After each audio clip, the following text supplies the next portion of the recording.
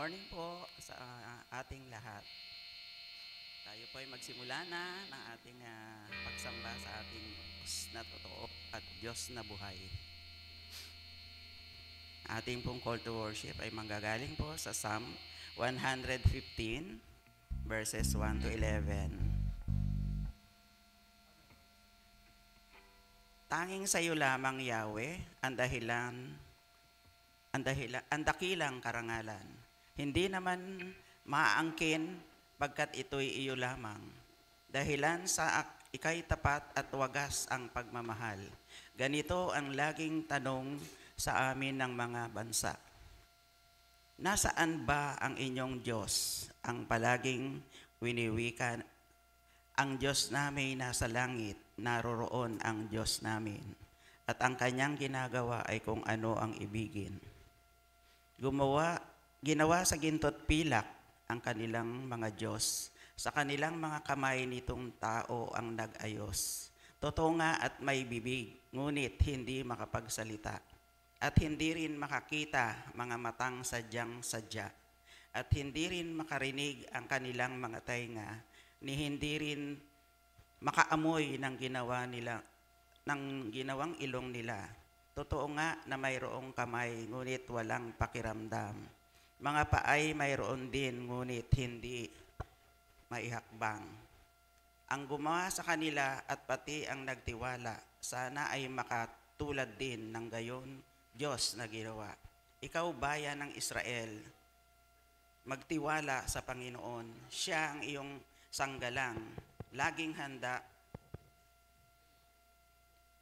handa na tumulong. Kayong mga saserdote sa Diyos ay magtiwala. Kayo'y kanyang iningat at ilalayo sa masama. Kay Yahweh ay magtiwala. Kayong may takot sa Kanya, pagkat Siya ang totoo at sa inyo'y mag-aadya. Tayo po'y manalangin. Maraming salamat po, Panginoon, sa araw na to. Salamat po at nakarating muli kami sa inyong bahay-sambahan. O Lord, tunay nga po na Ikaw po ang aming Diyos na nakakaalam ng lahat, Panginoon. Lalo sa mga oras na to, Panginoon. Alam namin na may darating na bagyo, Lord. Pero alam namin, Panginoon, protektado mo ang lahat ng iyong mga anak. Sa mga nakaranas nito, Panginoon, inihibik din po namin sa inyo na sila itulungan nyo at maisip pa rin nila sa kanilang puso't damdamin na nandyan pa rin kayo sa kanila, Panginoon, na nag-guide sa kanila. Kaya alisin mo po ang kanilang pagkabahala at tunay nga na Ikaw ang Diyos sa lahat. Ikaw ang aming sinasamba, pinupuri at pinapasalamatan sa lahat ng bagay, Panginoon. Sa mga pagsubok, kaya namin itong harapin, Panginoon, dahil Ikaw po ang sasangga sa kanilang lahat, Panginoon. Ikaw po ay lagi naming kasama sa lahat ng oras, minuto, segundo ng aming buhay. Kayo ang aming buhay sa lahat ng panahon, O Lord. Salamat po sa proteksyon na pinagkakaloob niyo po sa amin. Salamat po sa healing na ginagawa niyo sa mga may sakit, Panginoon. Kahit na hindi kaya ng tao, pero kaya mong pagalingin, Panginoon, dahil you are our great healer. Marami pong salamat, O Lord. At sa lahat ng mga pangangailangan namin, kayo pa rin po ang nagbibigay nito, O Lord. Tunay nga po na napakabuti mo. Tunay nga po na Ikaw ang aming Diyos noon, ngayon at magpakailanman, na hindi magbabago at lagi kaming magpupuri sa iyo, Panginoon. Hindi mo kami iiwan at hindi mo kami pababayaan anuman ang mangyari, O Lord. At sa muli mong pagdating, Lord, makakasama na po kami, Panginoon. I-bless mo nga po ang araw na ito sa amin, O Lord, pati na po yung iyong lingkod na magbibigay ng mensahe, Panginoon. Sa mensaheng ito, kami po ay makikilig ng todo, Panginoon, para nang sa ganon, kung ano man po ang narinig namin ay maisapamuhay namin ito at maibigay sa aming pamilya, sa lahat, lalo sa mga hindi pa kumikilala sa iyo, Lord. Maraming pong salamat, Lord. Ito po ang aming dalangin sa pangalan ni Jesus na aming Panginoon at tagapagligtas. Amen. Tayo po ay tumayo na at sumali po tayo sa pag-awit. Po, Panginoon. Praise God. Salamat po sa Panginoon. Dahil sa kabila ng sama ng panahon ay naririto tayo at sama-sama upang sama-samang magpuri at makapag-fellowship sa bawat isa, makapagpalakasan at makapakinig ng mensahe niya sa araw na ito. Sa oras na ito, inaanyayahan ko po lahat na tayo po'y magpuri sa Panginoon, awitan natin siya ng buong puso. Dahil para kumbaga, ito yung pinaka natin sa kabila ng mga dumarating na pagsubok sa buhay natin. Siya talaga yung magbibigay sa atin ng calmness, ng protection. Hindi tayo, dahil alam natin na hindi niya tayo pababayaan. Kaya ating purihin ng Panginoon, taas natin siya sa oras na ito, sa araw na ito. Hallelujah, Lord.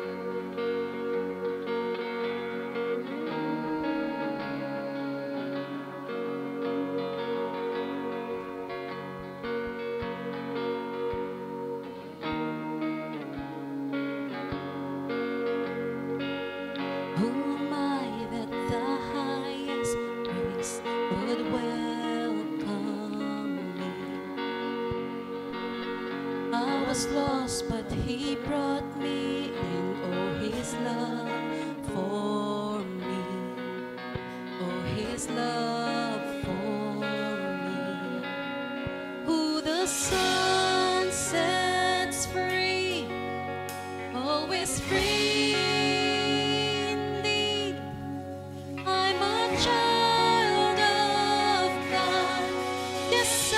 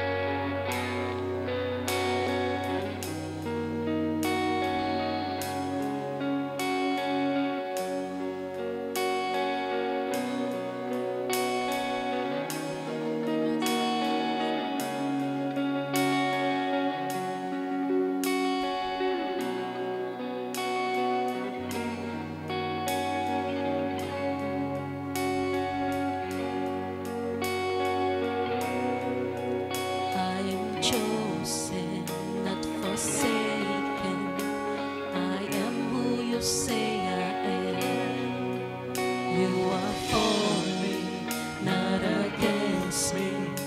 I am who you say I am. I am chosen, not forsaken. I am who you say I am. You are for me, not against me.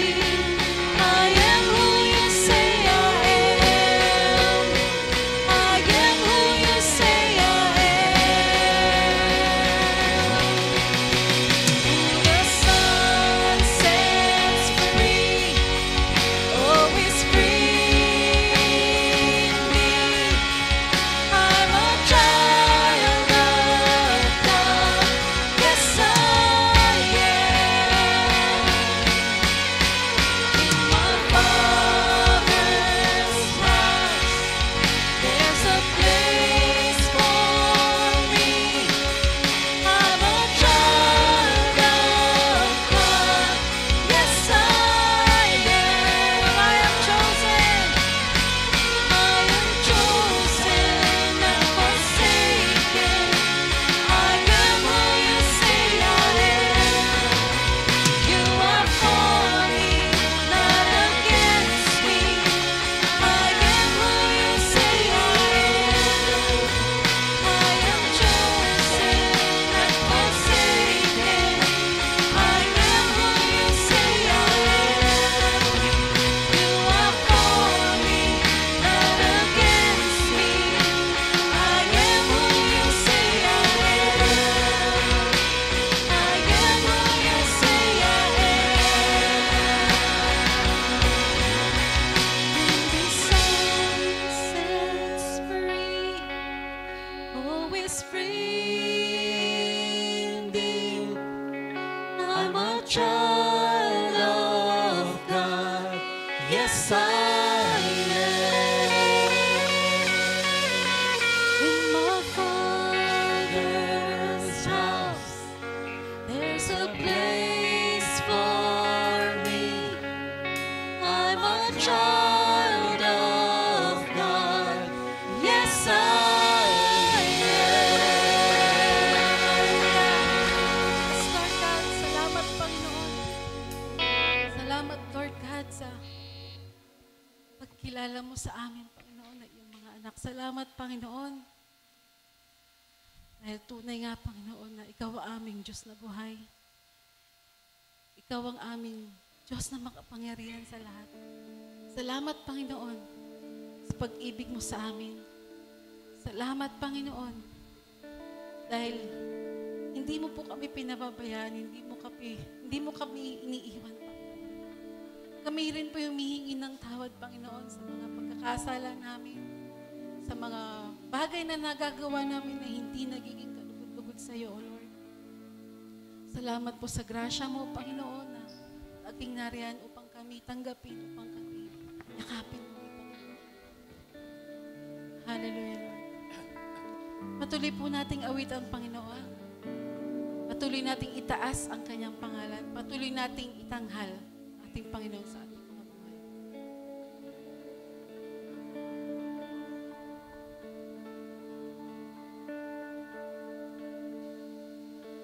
You are the word at the beginning, one with God the Lord Most High. Your hidden glory in creation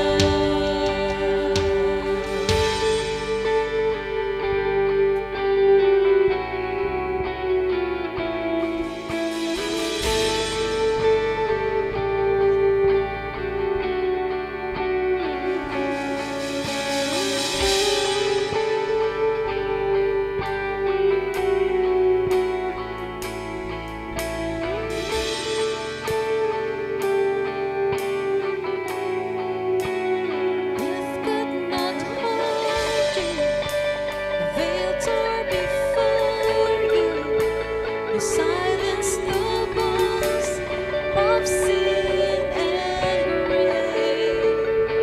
The heavens are roaring the praise of your glory. For you are raised to life again. You have no rival, you have no equal. Now and forever, God, you reign. Yours is the kingdom, yours is the glory, yours is the name above all names. What a powerful name it is! What a powerful name it is! The name of Jesus Christ, my King. What a powerful name it is! Nothing can stand against. What a powerful name it is! The name of Jesus. You have no rival, you have no equal. Now and forever, God, you reign. Yours is the kingdom, yours is the glory, yours is the name above all names. What a powerful name it is! What a powerful name it is! The name of Jesus Christ, my King. What a powerful name it is! Nothing can stand against. What a powerful name it is! The name of Jesus. What a powerful name it is! The name of Jesus. What a powerful name it is! The name of Jesus.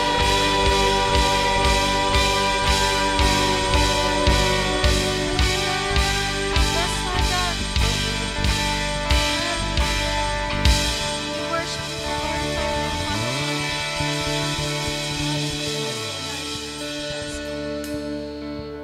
Yes, Lord God. Continue to worship you. Praise your name, Father. Lord, commit our lives to you. Ikaw po ang siyang namamanguna sa aming mga buhay. Ikaw ang siyang patuloy na humawak sa aming mga buhay, O Lord. Hallelujah. We offer our lives to you, Panginoon, ang aming mga buhay, aming mga pamilya, Panginoon. Ikaw ang siyang patuloy na humawak sa amin. Hallelujah. Let's continue to praise the Lord.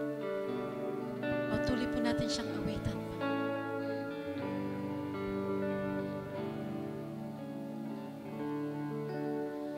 To your hand I commit again with all I am for you, Lord. You hold my world in the palm of your hand.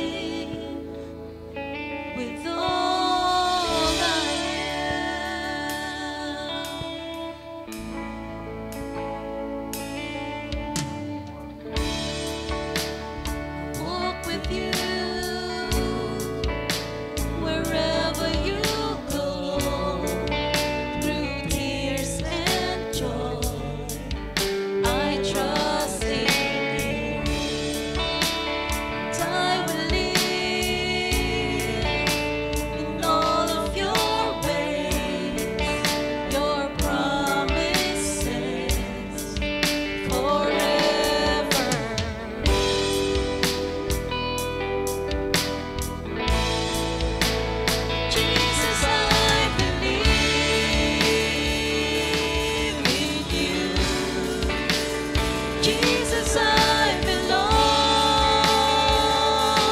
to you.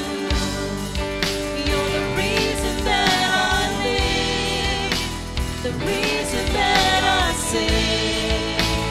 Jesus, I believe in you. Jesus, I belong to you. You're the reason that I live, the reason that I sing with all I am.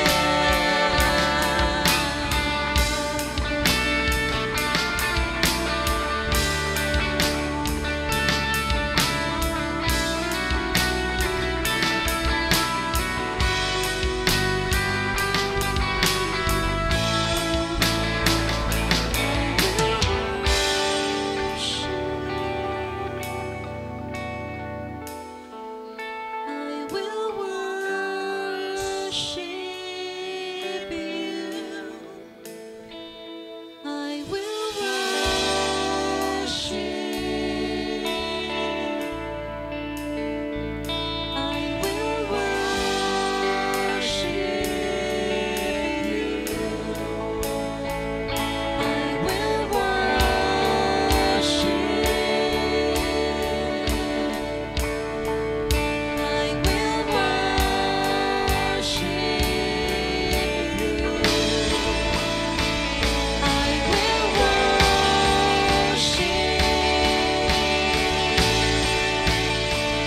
I will worship you. Jesus, I believe in you. Jesus, I belong to you. You're the reason that I live, the reason that I sing. Jesus, I believe in you. Jesus, I belong to you. You're the reason that I live, the reason that I sing with all I am. The reason that I live, the reason that I sing with all I am. Hallelujah! Palakpakan po natin ang Panginoon. Hallelujah! We praise you, Lord. Glorify you, Father.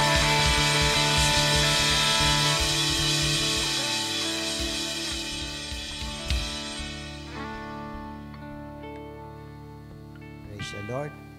Purihin ka, O Diyos. Tayo po'y magpuri sa Diyos ngayon, magpasalamat. Amang Diyos, kami po'y lumalapit muli sa trono ng iyong biyaya, ng iyong pagpapala, upang handugad ka ng aming pasasalamat at pagpupuri. Wala po kaming pwedeng ibigay sa iyo, Panginoon, handog na ginto o pilak, Panginoon, kundi handog ng pasasalamat, Panginoon. Maging karapat-dapat po sana sa iyo, Panginoon, ang aming pagpupuri at pasasalamat. Pinupuri ka po namin, Diyos, kung sino ka. Dahil ikaw ang Diyos na lumalang ng lahat, ng nakikita at hindi nakikita. Diyos na lumalang sa amin at nagpala sa amin. Salamat po, O Diyos, sa araw na to na pinintulot mong kami makapagtipon, makapanambahan.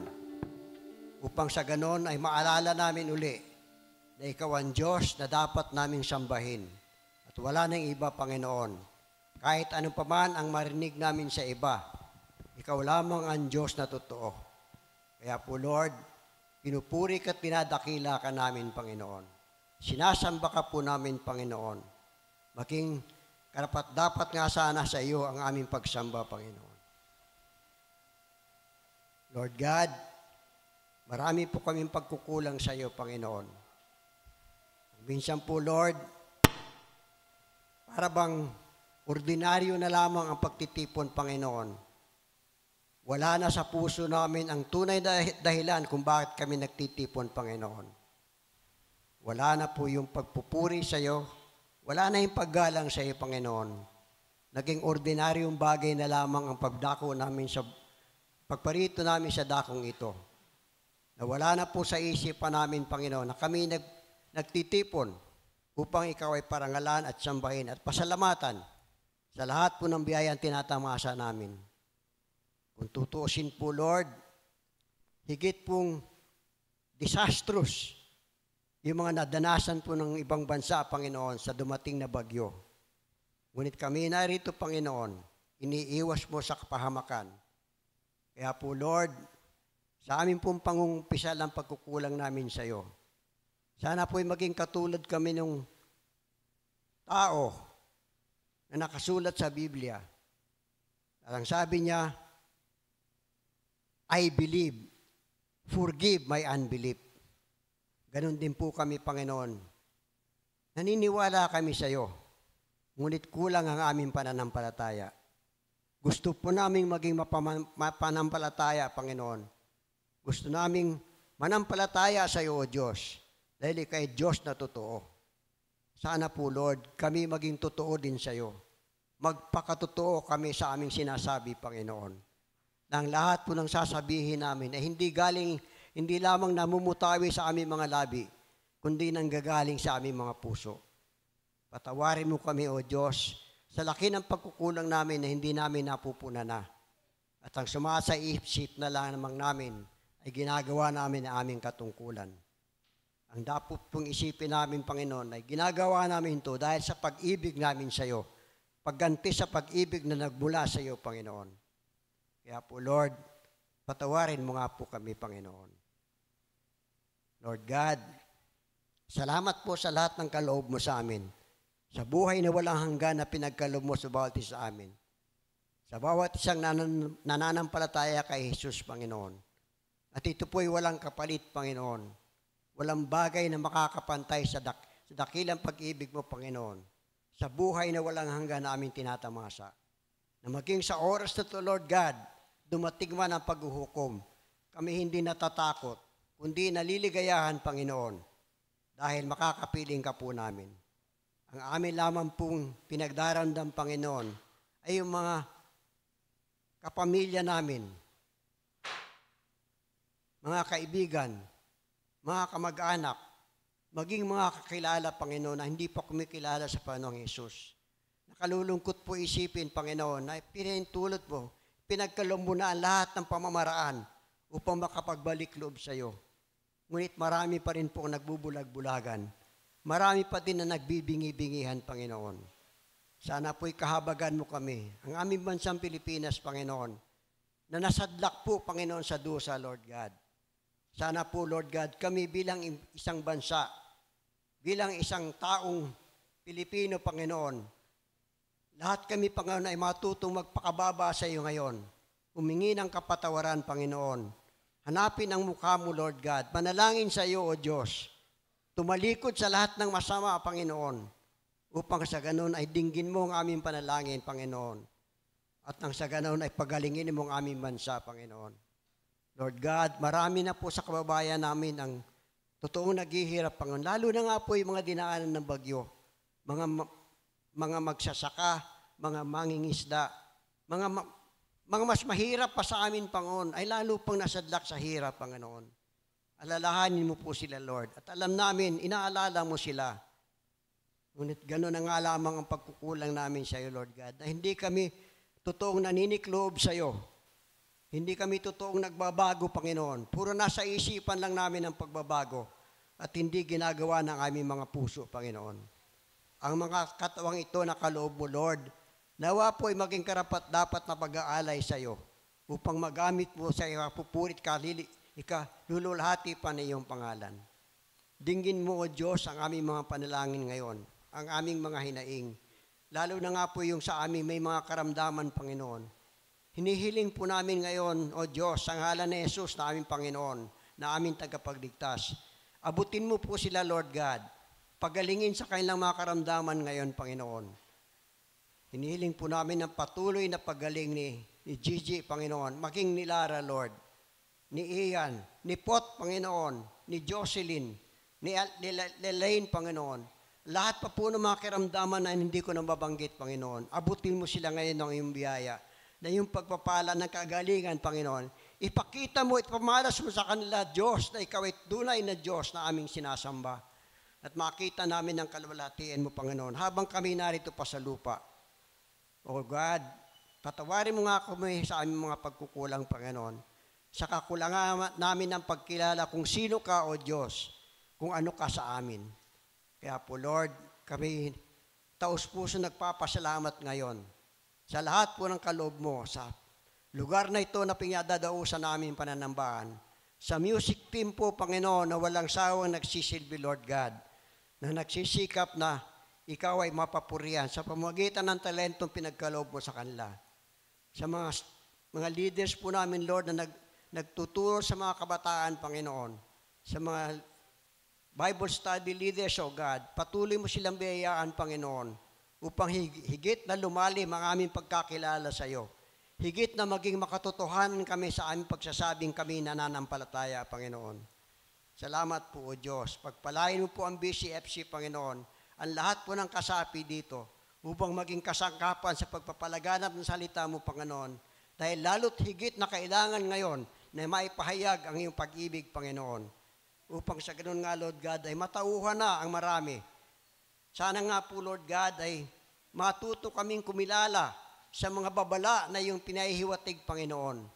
Kung tutusin po, Lord, kung amin pong lilimiin ang sinabi ng Panginoon sa Matthew 24, ang lahat pong yun ay nangyayari na ngayon. There is increased wickedness, Panginoon. Wala na pong iginagalang ang mga namumuno sa amin. Wala na pong sinasanto. Wala nang inaalala kundi ang sariling kapakanan. Kaya po, Lord, sana po itong mga bagyong dumarating, yung mga lindol, yung mga baha, ay maging pagpapaalala sa amin na nalalapit na nga ang iyong pagbabalik, ang iyong paghuhukom. Nang sa ganun nga po kami, Panginoon, na maging faithful witnesses at i-proclaim namin, Panginoon, ipahayag namin ang kaligtasan sa pamamagitan ni Jesus, Panginoon. Maging faithful sana po kami sa iyo, Lord, tulad ng pagiging faithful mo sa amin. Pagpalain mo nga po kami, Lord God, ang BCFC maging kasangkapan mo, Lord God, sa paghahanda na iyong daraanan. Salamat po, O Diyos. Patuloy ka pong mapupurihan sa buhay namin, Panginoon. Sa ngalan po ni Jesus. Amen.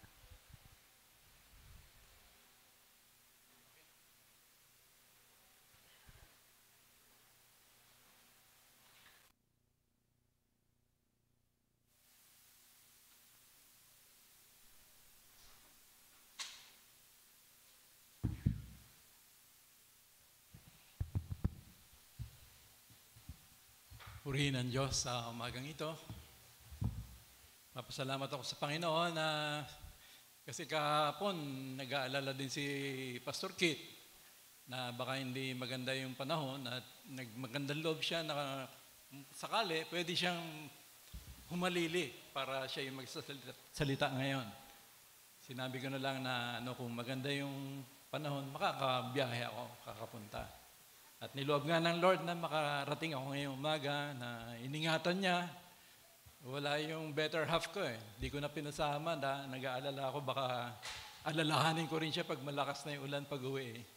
So ako lang po yung nag-drive. Kasama ko pala si Lord. Amen. So maraming salamat sa araw na ito na hindi hadlang yung mga kahit bagyo, mulan, bumagyo, lumindol.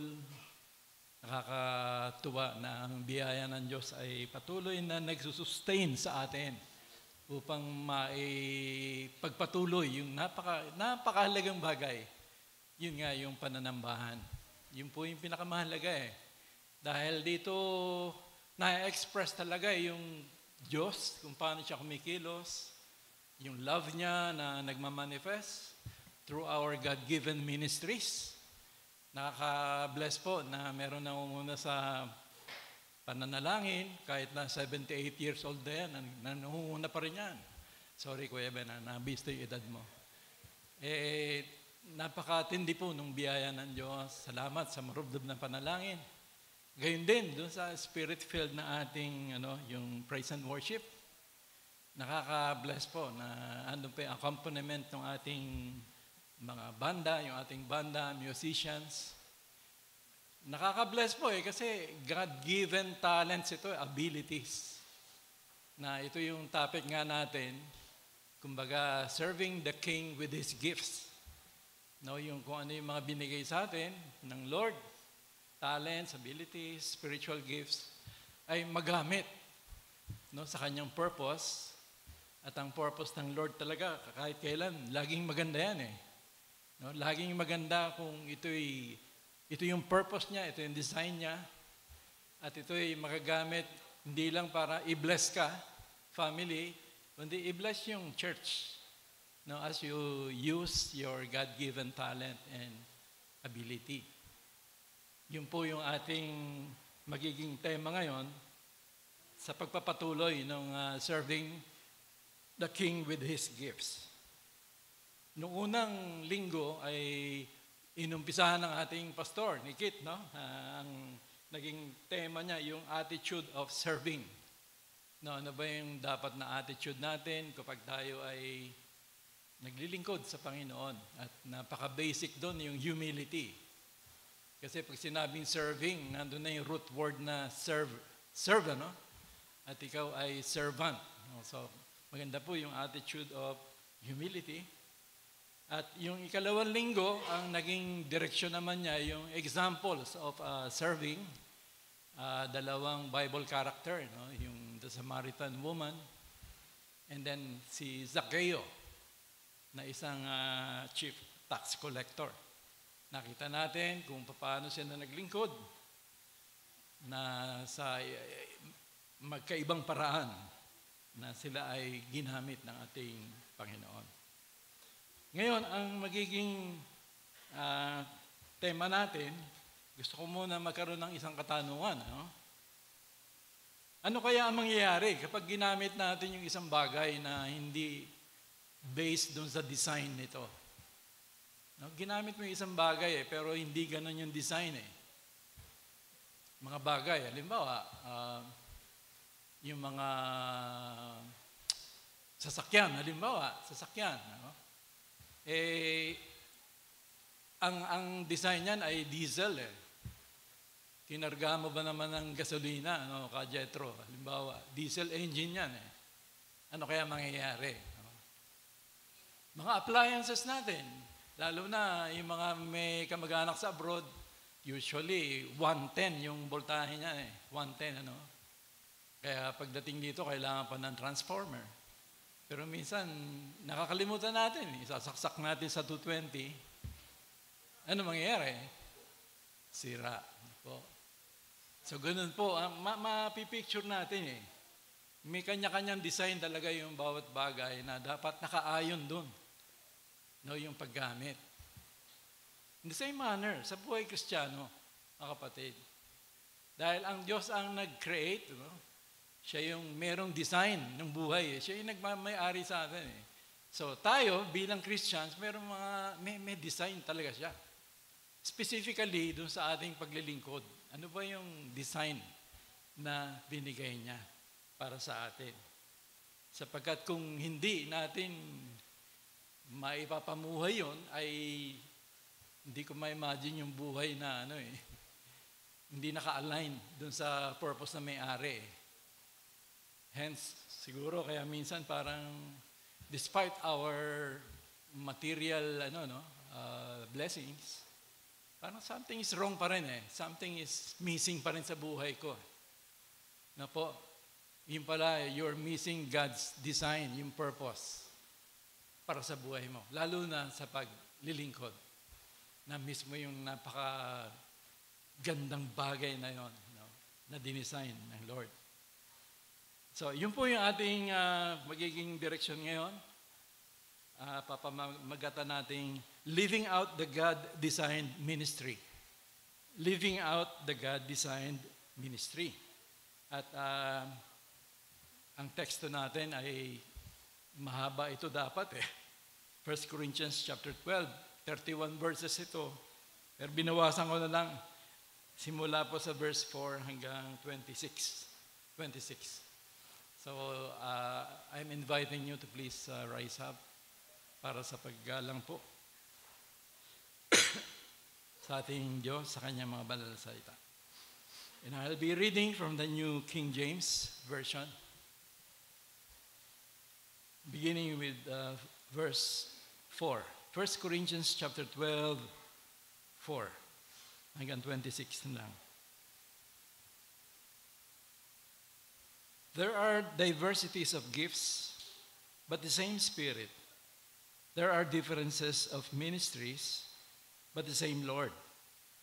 And there are diversities of activities, but it is the same God who works all in all. But the manifestation of the Spirit is given to each one for the profit of all. For to one is given the word of wisdom through the Spirit, to another the word of knowledge through the same Spirit, to another faith by the same Spirit, to another gifts of healings by the same Spirit, to another the working of miracles, to another prophecy, to another discerning of spirits, to another different kinds of tongues, to another the interpretation of tongues.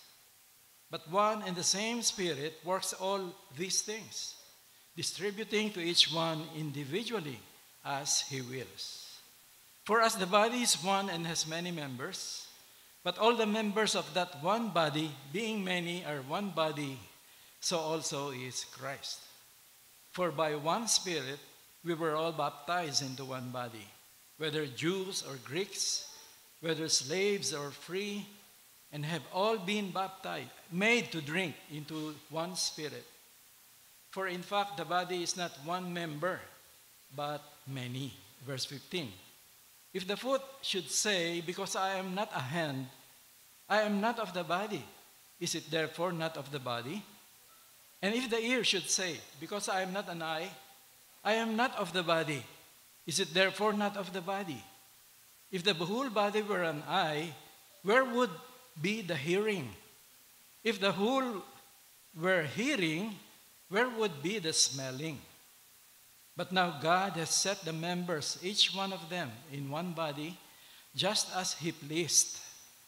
And if they were all one member, where would the body be? But now, indeed, there are many members, yet one body. And the eye cannot say to the hand, I have no need of you, nor again the head to the feet, I have no need of you. No, much rather, those members of the body which seem to be weaker are necessary. And those members of the body which we think to be less honorable, on these we bestow great honor, and our unpresentable parts have greater modesty. But our presentable parts have no need. But God composed the body, having given greater honor to the part which lacks it, that there should be no schism in the body, but that the members should have the same care for one another. And if one member suffers, all the members suffer with it. Or if one member is honored, all the members rejoice with it. Pagpalain tayo ng Diyos sa kanyang mga salita. Ano ba? Mangusap ang Panginoon sa atin. Tayo po yung makakaupo na, mga kapatid. Praise the Lord. So yun po yung gusto nating mapag-aralan. Ano ba yung God-designed Christianity? Lalong-lalo na dun sa ministry. Dahil lahat po tayo ay servants. Lahat po tayo. When we say that Jesus is our Lord, lahat po tayo ay servants. Followers, students, disciples ng ating Panginoon. So, mas maganda mapag-aralan natin. Ano ba yung disenyo ng Panginoon sa pagtawag niya sa akin? Dahil walang ibang buhay na talagang masabi natin talagang blessed kaysa dun sa buhay na naka-align, nakaayon dun sa disenyo, yung purpose ng Master. Talagang kakaibang buhay ito. Life of blessedness. Because you are namumuhay dun sa sentro ng kalooban ng Diyos na tumawag sa iyo. So, ano yung God-designed ministry? 3 disenyo lang yung titignan natin dito, mga kapatid. Una, God's design of unity. Unity in the ministry.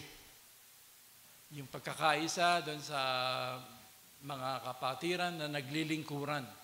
No, there is unity doon sa kanilang sama-samang paglilingkuran.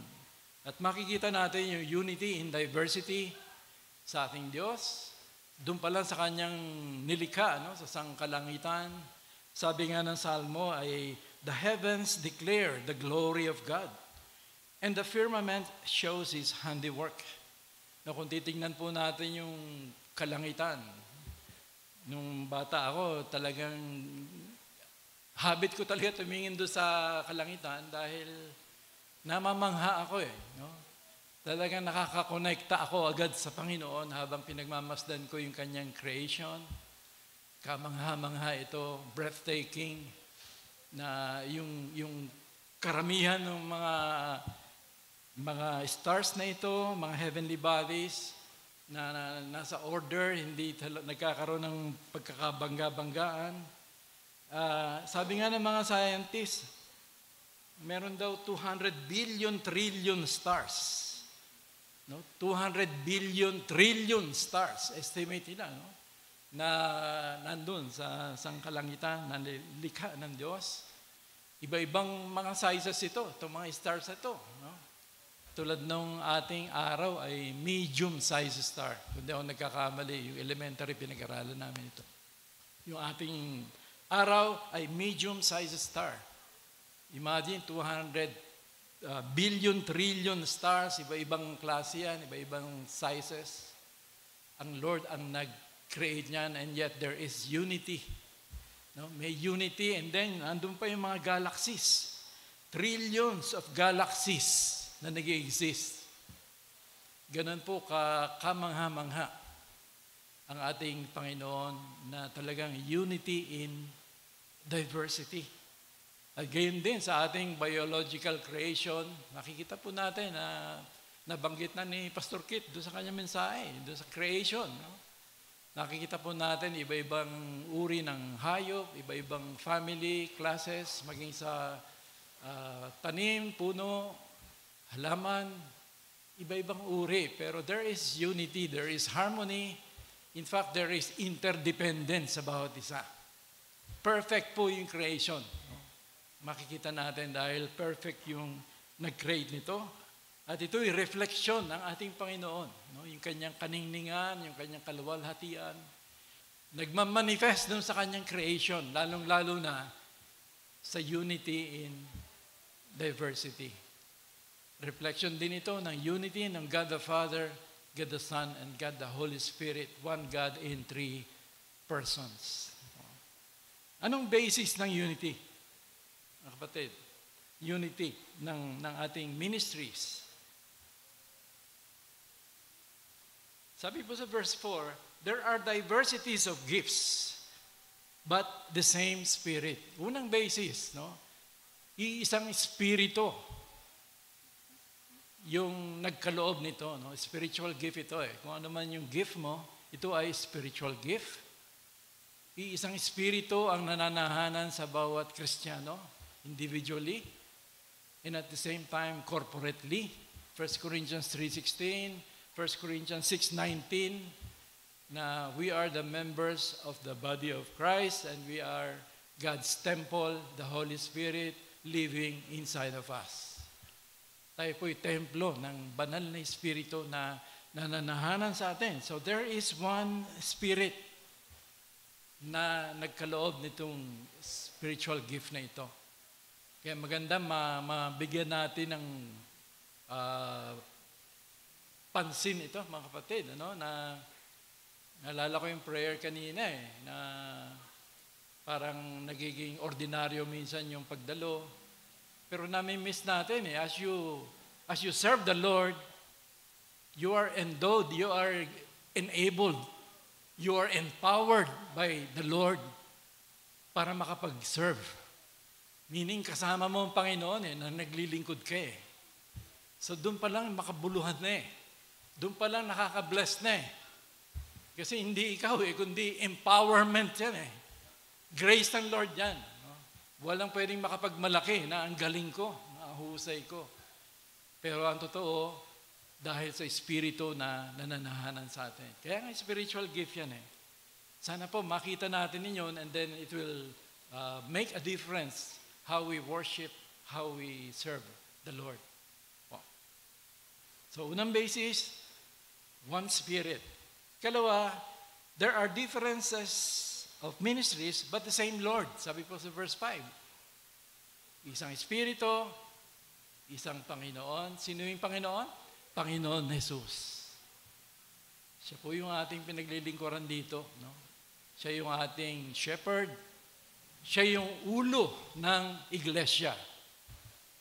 Siya po yung pinakaulo, pang-ulo ng church. Siya po yung ating master, siya po yung ating Panginoon na pinaglilingkuran. So kung tayong lahat ay naglilingkod, dapat na-unite tayo. No, nagkakaroon tayo ng unity dahil we are serving one Lord, the Lord Jesus Christ. And third, nasabi po rito ay, and there are diversities of activities, but it is the same God who works all in all. One God, meaning the Father. Siya po yung kumikilos sa lahat. No? Ino-oversee niya, kinokontrol niya, sinusustain niya. Dahil sabi sa Ephesians chapter 2 verse 10, we are God's workmanship. Workmanship, obra maestra, no? Masterpiece. No? We are God's workmanship, sabi rito. Created in Christ Jesus for good works, which God prepared beforehand that we should walk in them. So nandun yung Ama na talagang sinusustain niya, kinokontrol, para ang lahat ay tutungo dun sa ano ba yung purpose talaga niya. No, ano yung talagang glorious purpose niya para sa ating paglilingkod, kapatid. Dahil magiging reflection ito ng ating Diyos kung ano yung nagiging ministry natin. Ano yung purpose ng unity? Ano yung purpose? Sa verse 7, sabi po rito, but the manifestation of the Spirit is given to each one for the profit of all. Ibig sabihin, sa ating sama-samang paglilingkuran, ang lahat ay nakikinabang. Una na nga, ikaw mismo yung pagtayo ko rito, ito ay blessing na malaki. Kasi hindi ako tatayo rito unless na nanalangin muna ako. No, hindi minsan panalangin lang ito, kundi halos maya-maya, doon pa lang sa tema, mananalangin, Lord, ano po yung theme? Lord, paano po yung outline? Ano yung katawan? Ano yung skeleton? Ano yung spirit nitong mensahe na ito? Matinding pananalangin po yan. And you are drawn closer to God. Kapag ikaw ay talaga naglilingkod ng intentional. No? Dahil kilala mo kung sino yung pinaglilingkuran mo Better, kung kapakumbaba ka dyan, mag-spend ka ng time. Mananalangin ka. Kumbaga, ang prayer mo, basically, speak, Lord, your servant is listening. I am but your messenger, Panginoon. So, yun po, no? Blessing, yung paglilingkod na yan. Mga kapatid, kaya pag ikaw ay nabigyan ng atas, ay salamat po sa privilege, no, na ikaw ay makakapaglingkod at magagamit ng Panginoon. So, binigyan ka ng spiritual gift para i-bless ka through the exercise of that gift, and in so doing, nabe-bless mo yung kapatiran. Nabe-bless mo. So, walang insignificant na gift kahit na yung tinitingnan natin na behind the scene ministries, yung mga hindi nakikita, no? Dahil hindi sila wala sa frontliner, no? Hindi sila sa unahan hindi mo nakikita yan, pero they are praying, supporting the church through their prayers. At nakikita ng Panginoon yan. So lahat po tayo ay significant. Kahit na yung nag-aayos ng mga church pews, napakahalaga po niyan. No? Otherwise, kung madumi yung ating uupuan, kapag ikaw'y manambahan, ay baka hindi ka makafocus. hindi ka makafocus dahil lalo na maingat ka pa naman sa pananamit mo. So, lahat po yan ay mahalaga. So, ang purpose ng unity, bakit tayo nagkakasama-sama? Para ma-bless ang bawat isa. Ma-bless ang church talaga. Ma-bless for the glory of God. Yun po yung dahilan bakit nagkukumit ako. Magkukumit ka dun sa gawain na yan dahil gusto mo maging channel of blessing, gusto mo ma-bless, and gusto mo maging blessing. No, dahil lahat ay makikinabang through our God-given ministry. Tulad ng katawan, tulad ng ating katawan, kung halimbawa, maraming parts yung katawan natin Pero kung lahat yan ay nagpa-function, kumikilos, nagtatrabaho yan according to its design, ano kaya mangyayari sa katawan? Di ba magiging healthy, magiging strong yung healthy? Dahil lahat kumikilos No? So, wag sana dumating yung church na ang lahat ay yung pastor na. No? Siya yung nagpe-preach, siya yung nagpe-pray, siya yung nagli-lead sa Dahil hindi tatagal yan pag ganun. Dahil lahat tayo ay may kanya-kanyang kaloob mula sa Panginoon. So, yun po yung nakita nating magandang pagtuunan ng pansin na bawat isa ay mahalaga at may role ka sa body of Christ para maging blessing ka at ma-bless ka rin as you attend sa pananambahan.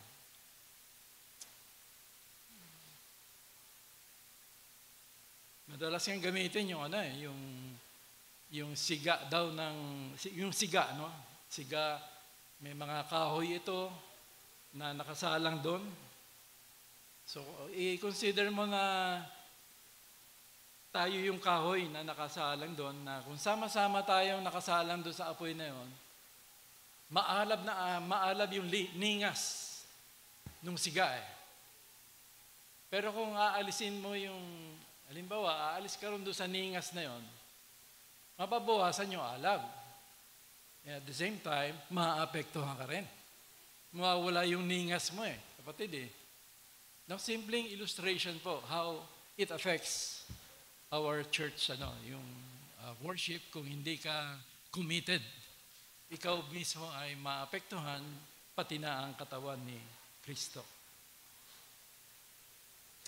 Kaya magandang tanungin natin na ikaw ba ay hindi lang miyembro ng BCFC, kundi ikaw ay nagiging instrumento ng unity ng Panginoon. Unity dahil as you serve the Lord, nagkakaroon ng kokos ng unity. Kokos ng unity sa body of Christ. So maganda po yun. Makita mo na may nananalangin dito, may nag-agree dun sa merong unity. Nag-amen. So nagkakaroon ng unity dun sa ministry. May nagpe-preach, nakikinig yung mga tao, there is unity. May naglilid ng praise and worship, ang sarap kumanta ng mga miyembro, there is unity. One in worshiping, praising the Lord. Nagkakaroon ng unity. So maganda pong itanong na ako ba'y miyembro lang ng BCFC na attend lang tuwing linggo, pero wala yung ministry ko na nagiging cause ng unity sa ating church. At ikaw ba ay nagpapasalamat dahil pinagkalooban ka ng talent and ability? Nagpapasalamat ka ba? Na dahil doon, ikaw mismo nabe-bless. Kikita mo yung blessing ng Panginoon habang ginagawa mo ito through His grace. Sino po yung nakakaranas dito ng kakaibang blessing sa kanyang matapat na paglilingkod? Na nandun kakaibang kapayapaan, joy, dahil alam mo na pinaglilingkuran mo yung hari ng mga hari. Nandun ka sa sentro ng kalooban niya. Kakaibang blessing, kakaibang joy, na mararanasan po. And then, ikalawang design, una yung unity sa ministry.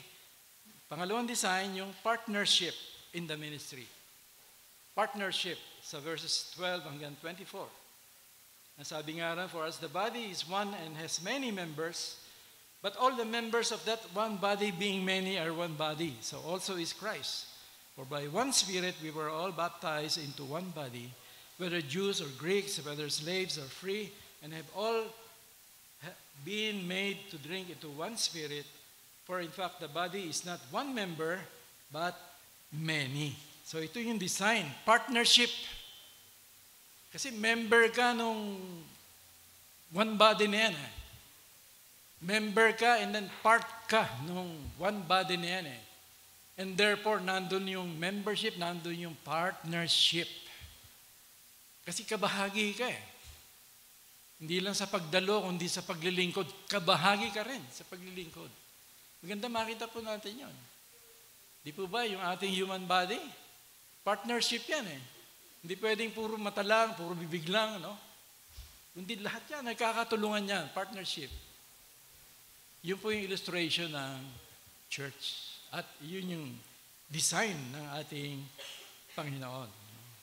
At Diyos ang nag-appoint, nagtakda nito, nag-set nito.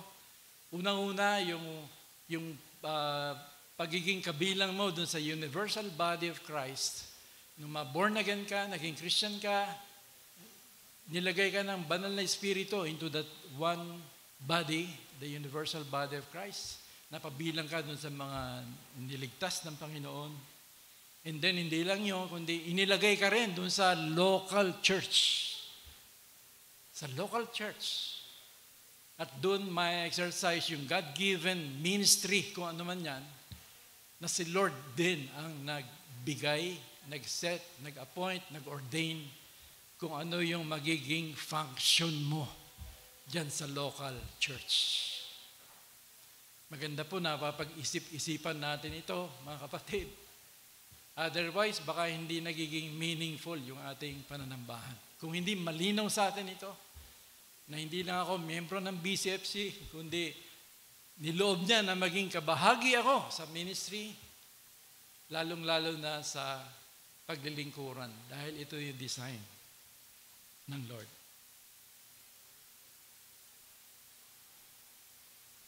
Kaya nga sa verse 18, but now God has set the members, each one of them in the body, just as He pleased.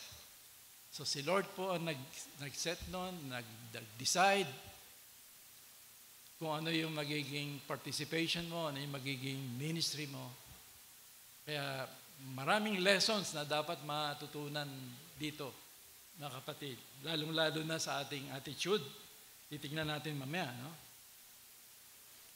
At ang una nang dahilan ng partnership is because of interdependence. Na-mention ni Pastor Kit sa message niya, yung interdependence. Interdependence. Kaya doon sa 15, makikita natin doon hanggang 21, yung interdependence, yung relasyon nila.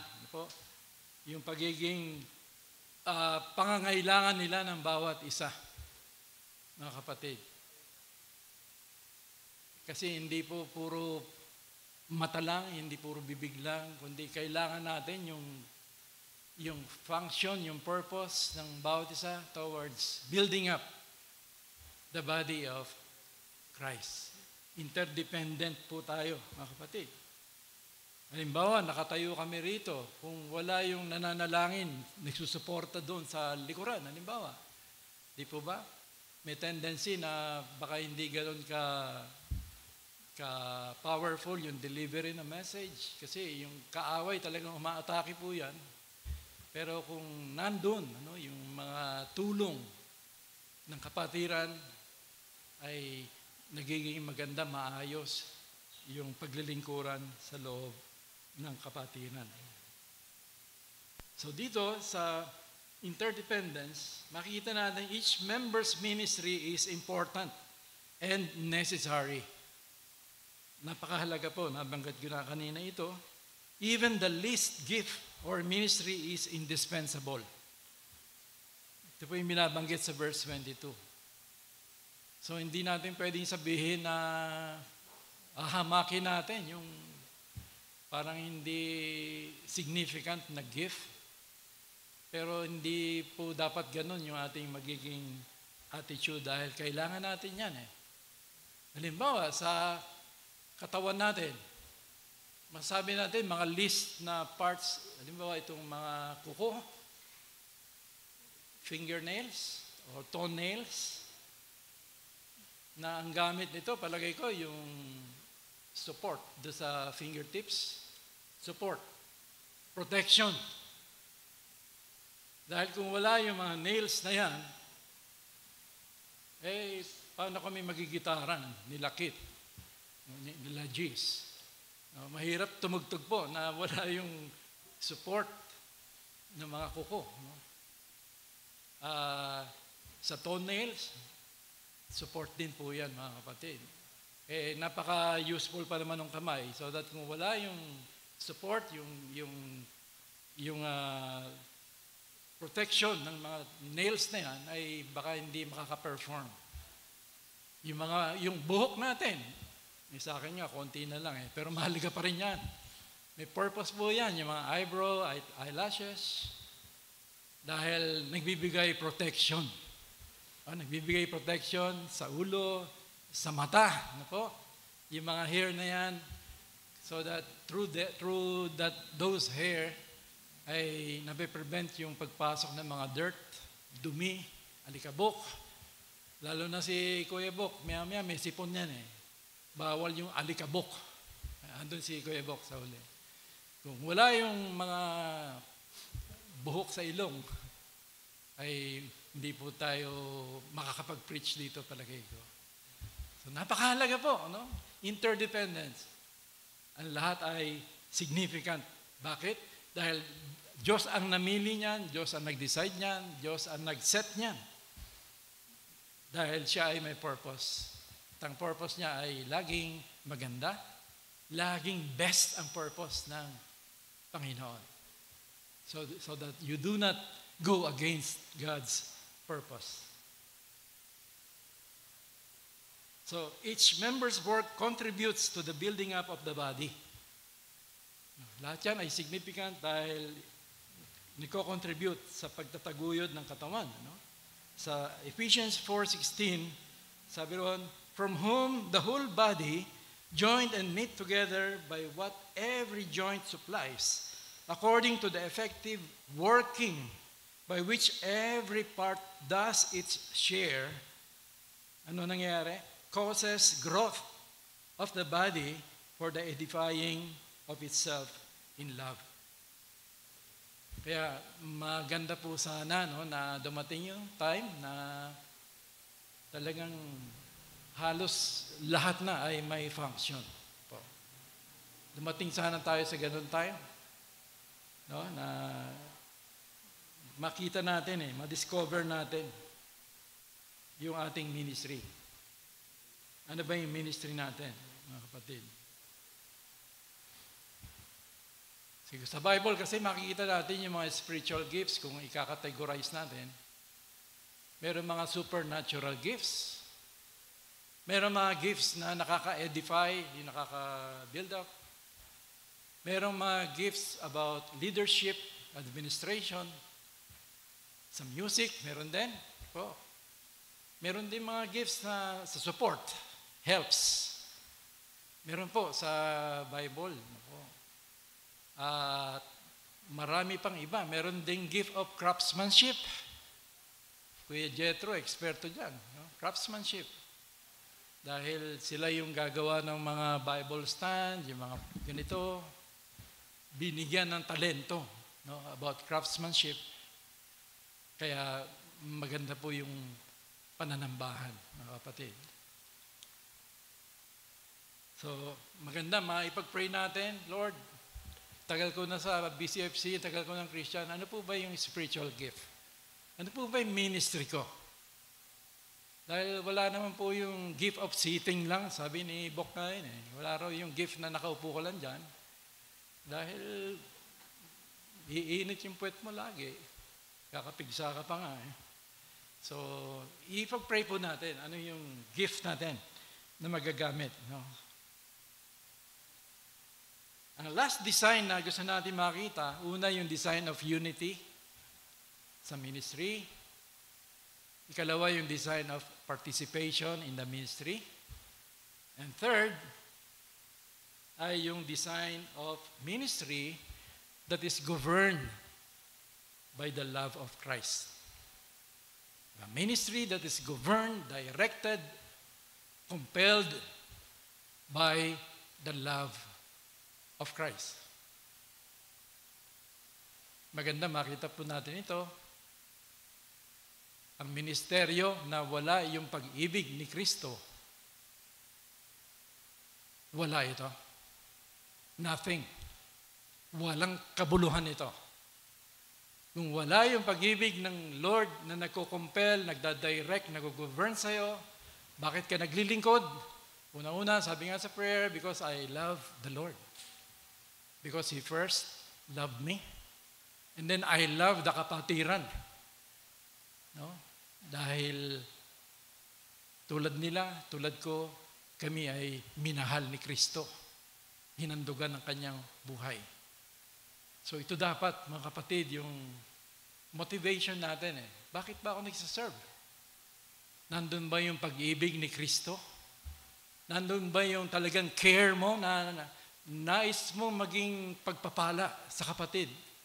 Dahil binigyan ka ng kakayahan, ng talento eh, para gamitin yan eh. Di ba yung agape, yung divine love is simply means you will seek the highest good of the other person. Kung totoo yung pag-ibig mo, wala kang ibang papakanasain eh, kundi yung pinakamabuti, pinakamainam doon sa kapatid mo, sa Panginoon. After all, ito yung new commandment, love one another as I have loved you.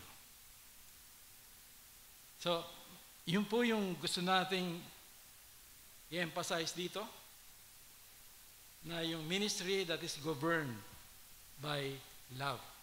Kaya nga sabi sa 1 Corinthians 13, 1-3, though I speak with the tongues of men and of angels, but have not love, I have become sounding brass or a clanging cymbal.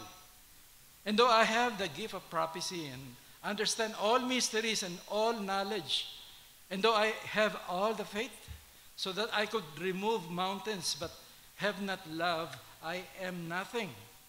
And though I bestow all my goods to feed the poor, and though I give my body to be burned, but have not love, it profits me nothing. Kaya doon sa 1 Corinthians 14 verse 1, sabi ron, pursue love and desire spiritual gifts. So i-pursue muna natin yung love bago yung iisipin mo yung may paglilingkod na yan. No? Sabi ni Paul kay Timothy, grow in the knowledge of God's grace. Ito yung magandang maaral natin, matutunan natin, yung biyaya, yung pag-ibig ng Diyos. Sana ito yung talagang humuhubog sa ating pagkatao. Dahil kung hindi nangyayari talaga yung genuine transformation, nagdi-develop yung the fruits of the Holy Spirit, the Christ-like life, ay magiging baliwala po yung ating paglilingkod. Hindi magiging katanggap-tanggap dahil nakikita ng Diyos. Hindi yung performance mo na magaling ka, kundi nakikita ng Diyos yung puso mo na nagmamahal. Umiibig dahil dumadalo yung pag-ibig ni Kristo dyan. So, dito nga sa verse 23 and 24 ay nandun yung caring and honoring dun sa mga least gifted servant. No, pinaparangalan po yung mga maliliit na kasi yung mga pastor, yung mga elders na sikat na yan kumbaga no? Hindi na kailangan i-honor Pero yung mga hindi nakikita diyan, no? Ito dapat yung bigyan ng encouragement. No, dahil the same care for one another dapat Hindi lang siya yung magaling, no, kundi lahat po ay magaling. lahat ay ginagamit ng Panginoon, no, sa kanyang iglesia. Kaya maganda po yun na pansinin natin yung mga hindi napapansin. No? Pansinin po natin sila, strengthen natin sila dahil napaka-significant po ng ministry ng bawat isa.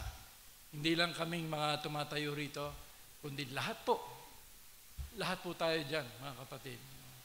Even yung nag-ano ng flowers. Kanina, nakita ko si Ronald eh. So, dahil sa pag-set niya ng flowers natin, I was reminded of how good, how beautiful the Lord is as manifested in His creation. Kita ko po yung kagandahan ng mga bulaklak po. At dahil doon ay nais nating ialay, mag-alay sa Panginoon. So nakaka-enhance po ng worship, yung simpleng pag-aayos lang ng bulaklak dito, nakaka-enhance. The more you are drawn closer to God. No, yun po yung significance ng kahit maliliit na ministry na kadalasan hindi natin nabibigyan ng pansin, mga kapatid.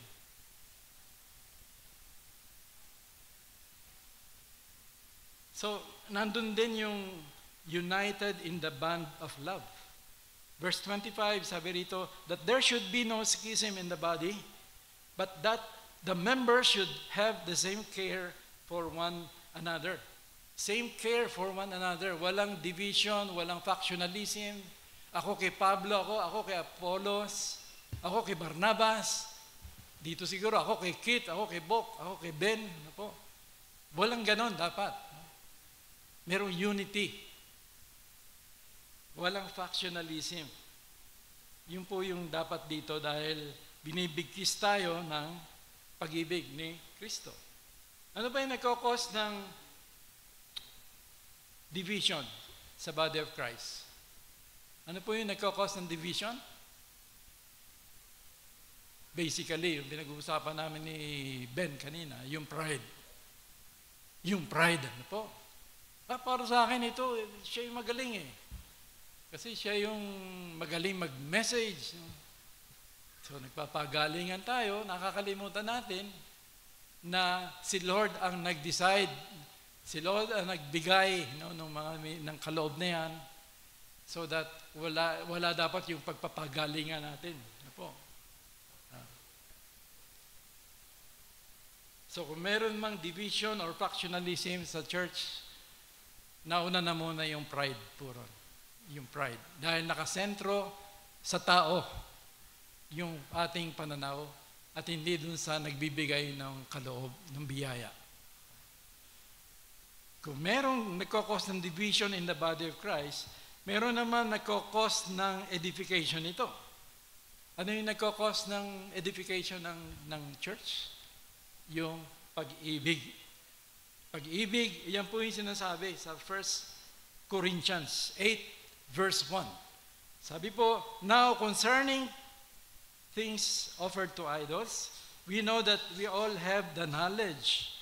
Knowledge puffs up, but love edifies.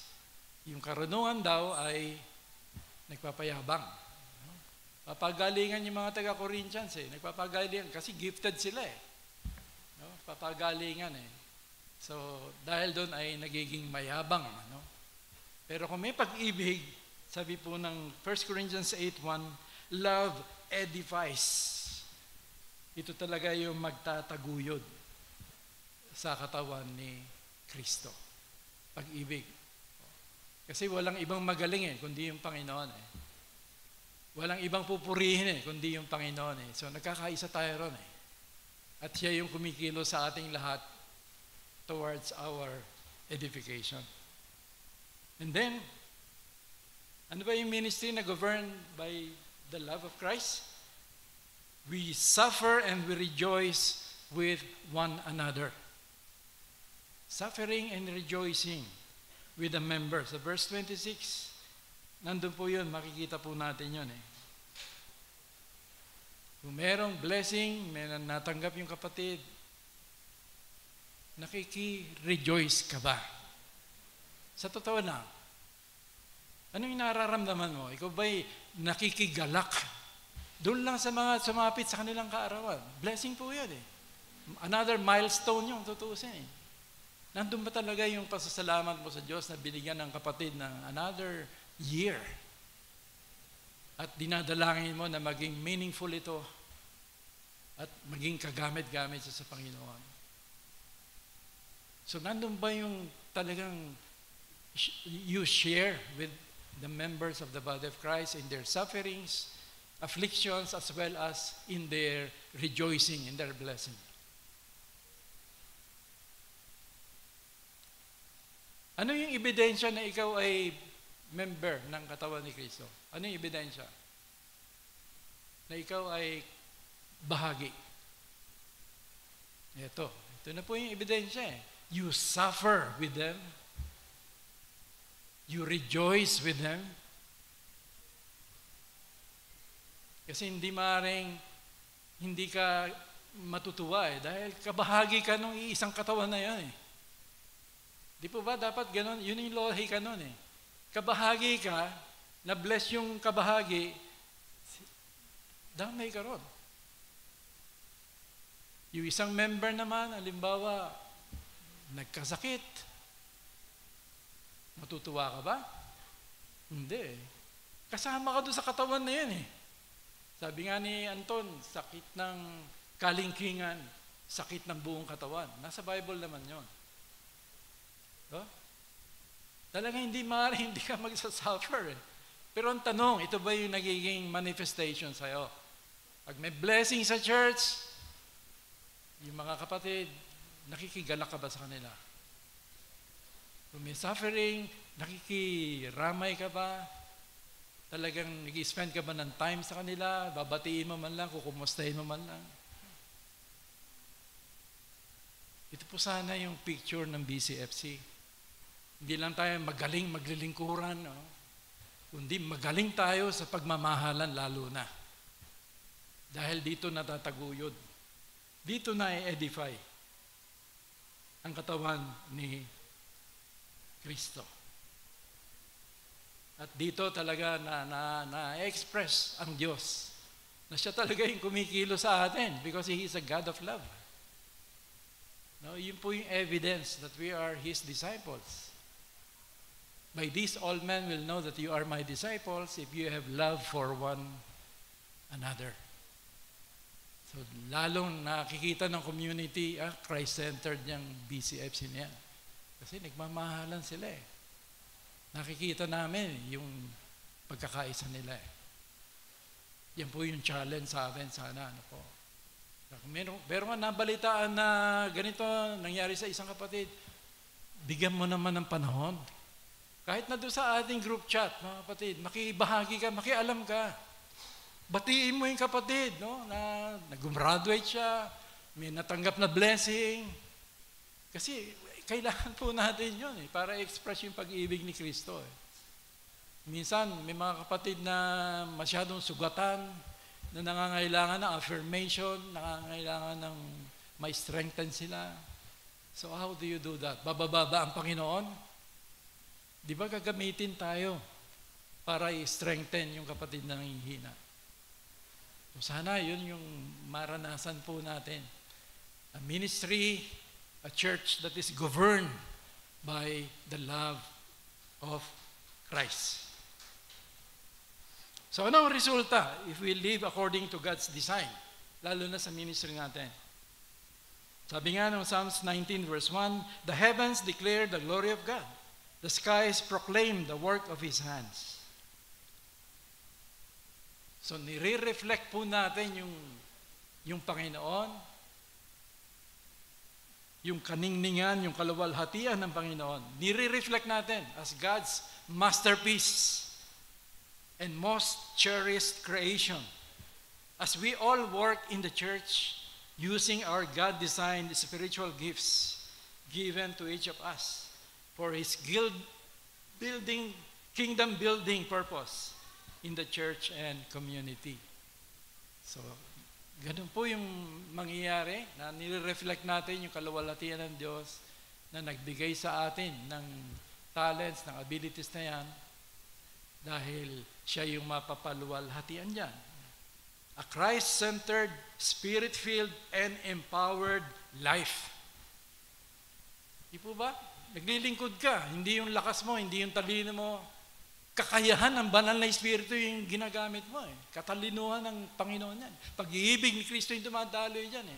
Di ba kapangyarihan yan?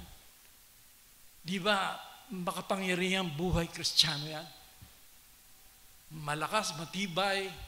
Kaya nga, sabi ni Paul, be immovable, steadfast, always abounding in the work of the Lord. Dahil ang Lord ang napapapurihan dyan Dahil hindi mo ministry ng Panginoon yan na gumagamit lang sa'yo. No? Wala kaming kabuluhan dito kung wala yung Panginoon na gumagabay, nag-empower, nag-strengthen sa amin. Hindi kami makakatayo rito, mga kapatid. So dahil ang Panginoon na nag-ooperate through the Holy Spirit, nagiging blessing yung mga salitang namumutawi sa aming bibig na nakabatay sa Kanyang salita. So, yun po yung makikita natin. Christ-centered, Spirit-filled, and empowered life. God's overflowing blessings for your ministry. Napakaganda pong picture yon. Dumadalo yung blessing ng Lord. Nakikita mo, paano ikaw mismo nabe-bless. At kung paano ka ginagamit mightily. Channel of blessing sa ibang mga tao. Minsan nga may lalapit sa'yo, Brad, sis, thank you sa buhay mo. Kaka-encourage. Alam ko yung pinagdaraanan mo pero salamat sa Diyos dahil biyaya niya, nakikita ko, kumikilos ka patuloy in spite of the many obstacles. So yun po, ang Diyos ang napapurihan, mga kapatid. Meaningful, fruitful, fulfilled Christian life. A life that is pleasing unto God. Ito po yung result ng living out the God-designed ministry. Konting reflection po, no? You are God's most cherished creation, created for His purpose and glory. Totoo ba sa ito, kapatid? God's most cherished creation, created for His purpose and glory. Is your life now lived with a deeper purpose and meaning? Ang buhay mo ba ngayon ay hindi lang yung material blessings, material possessions, magagarang damit, kotse, bahay, titulo, or are you living above the levels of mediocrity? Hindi lang yung ordinary, hindi lang natural, kundi supernatural Kasi God designed yung buhay mo, may purpose siya So that nagkakaroon lang ng true meaning ito kung ipinapamuhay natin yung purpose. So maganda, itanong po natin ito, i-reflect natin sa sarili natin. Are you now being used by God as a building block in the church and community? Building block.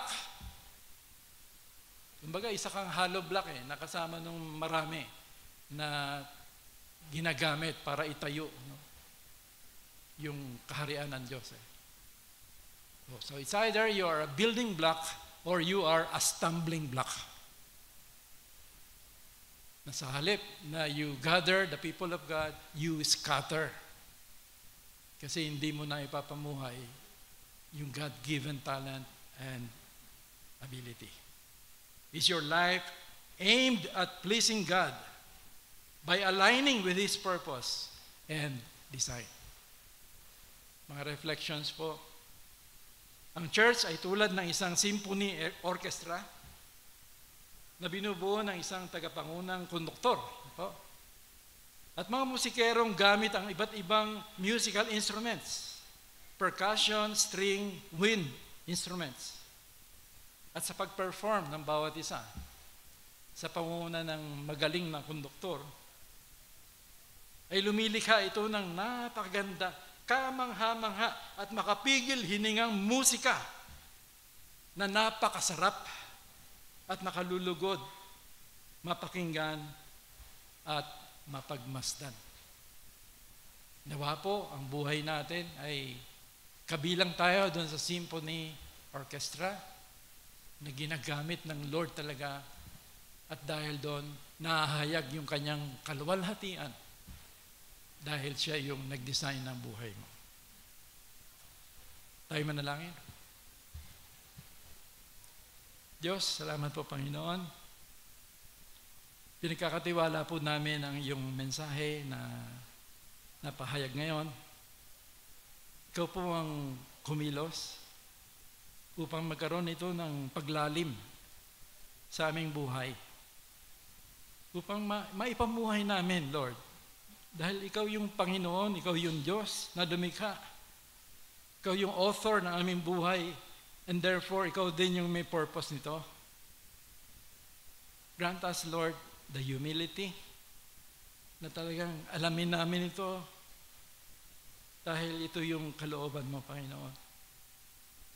Dalangin namin, patuloy mong buksan ang aming puso at kaisipan. Katagpuin niyo kami, Panginoon.